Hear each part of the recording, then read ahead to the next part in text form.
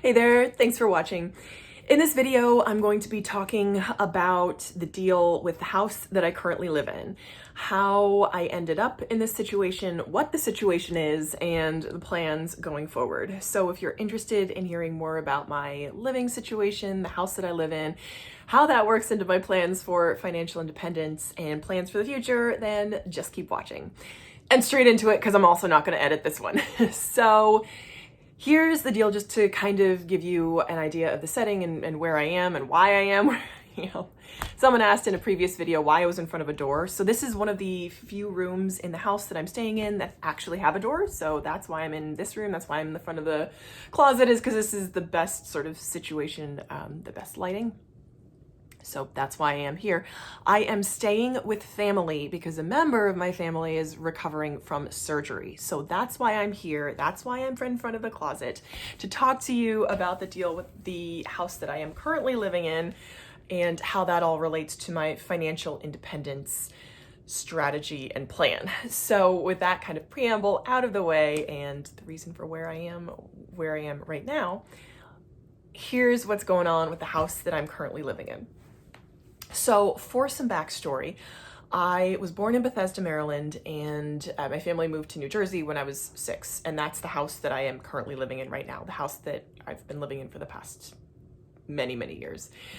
I went to college. I left the house. My mother insisted that I leave the house to go to college, that I live at school on campus, even though the college was less than a half hour away, which was a great sort of idea, which was a wonderful thing that she made me do, to kind of break away and move out of my house to go to school. So I lived on campus all 4 years, which was a wonderful thing for me personally, not such a great thing for me financially, because she worked for the college that I went to and I got a discount, a modest discount on tuition, but I still had to pay full price for room and board, which is the majority of my student loans. So again, from a personal development standpoint, that was fantastic. But from a financial standpoint, not the greatest. So people say, you really have to consider the financial aspects of going to school. You do, but it's not only about the finances. And I think having to live alone on campus and having to move out of my house was a great thing for me personally. Was it worth the price? It absolutely was. So that's kind of the story. And then, after graduating and working a little bit before, right after graduation, I worked full time. Then I went abroad to teach, and I lived abroad for 2.5 years on my own, which is a great situation because the school that I worked for paid for my room and board.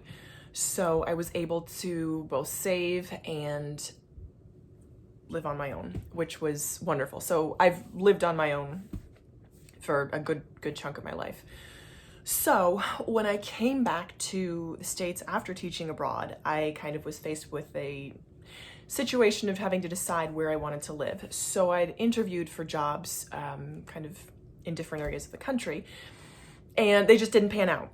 So I had tried to kind of put down roots in other areas, and again, it just didn't pan out. And I could have forced it. I could have made it take, but I decided not to.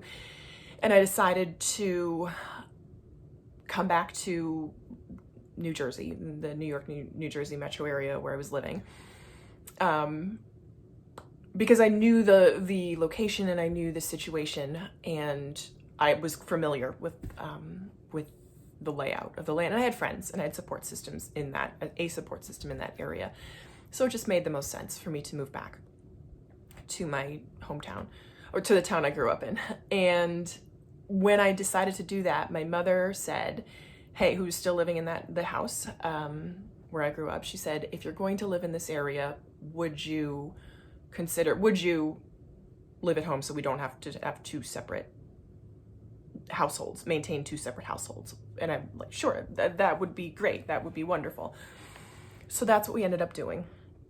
So for more context, my So we still have a mortgage on that house. And I say we, it's not we, it's my mom. It's my mom's house. She owns the house, and I am living with her and kind of helping her with household expenses. She's graciously allowing me to live there.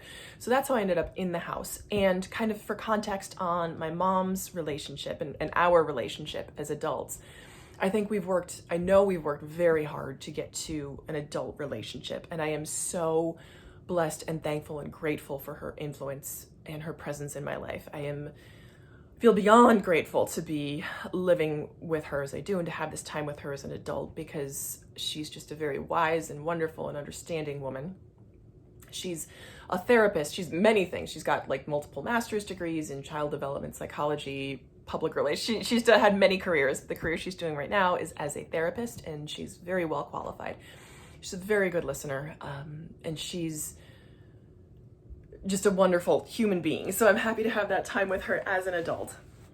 Like any adult human beings in our relationship will go through kind of rough patches and squabbles, but she's really incredible, and I feel very lucky to be sharing this time with her again.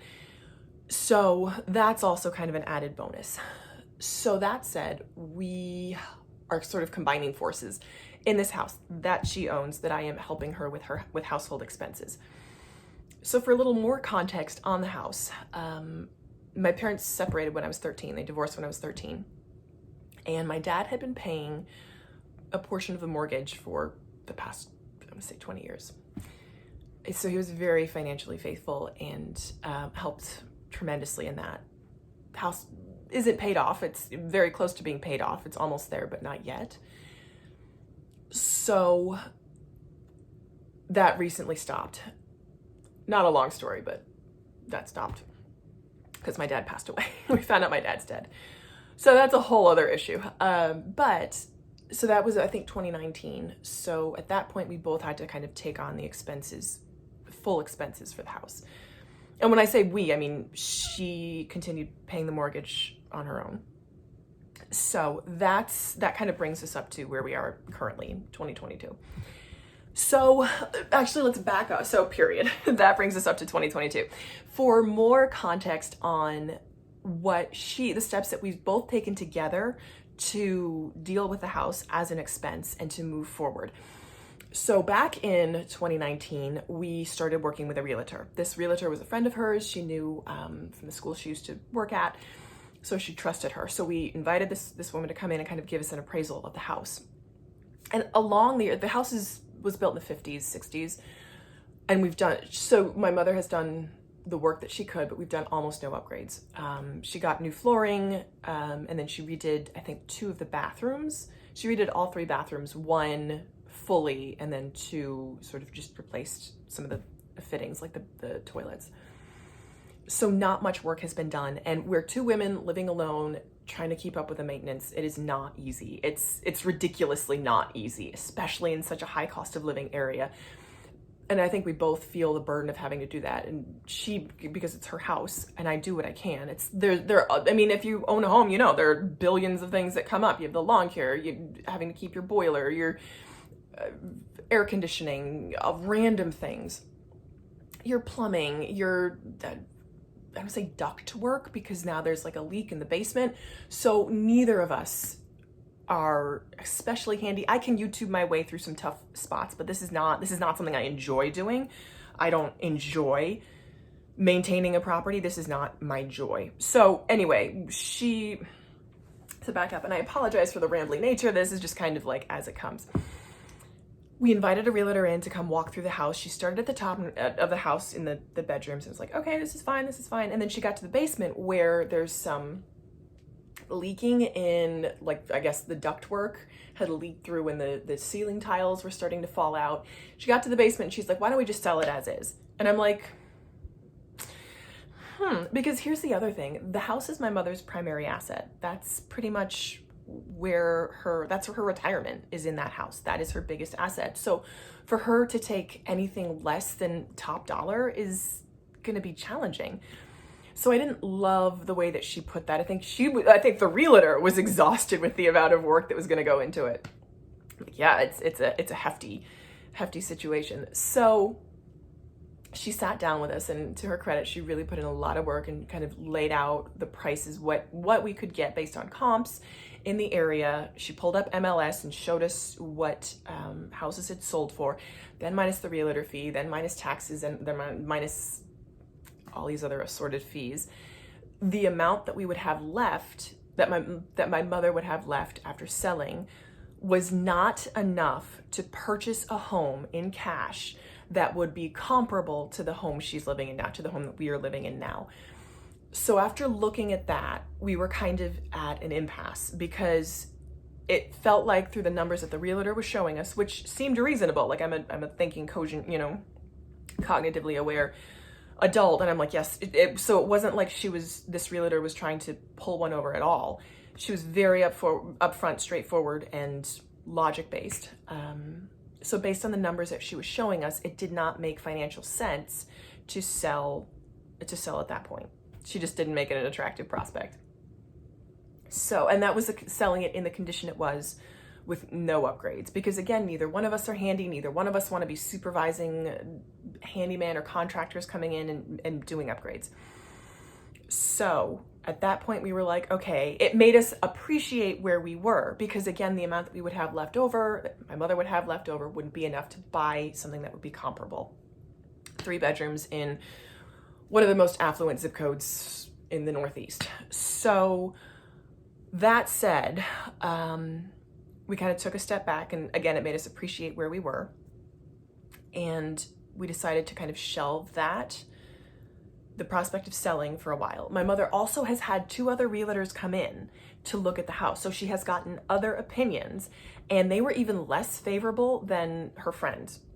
So she's gotten other opinions, even less financially favorable. And it just didn't make sense for either of us to put the energy into moving.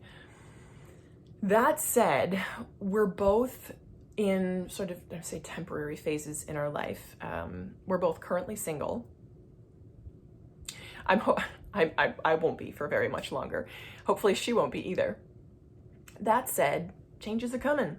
So we will be sort of renegotiating what that means and what's on the horizon, because right now I don't know what's on the horizon. So it's not at all that she's opposed to selling. She would love to sell if that was, if it would put her in a situation that's better than the one she's in now. It just does not make sense for her to sell, for her to be in a worse situation than where she is right now. So that's why we're not selling. She is an amazing woman. She's really, just recently, again, she started a new job. She's going gangbusters. She's doing an amazing job at this new job. And who knows what the future would hold. And so, period. So that kind of brings us to the future, right? Talking about the present day, what we've done to kind of think about selling, what we've explored as far as options for selling. So looking to the future, what would I like to have happen? Because that's how I like to kind of approach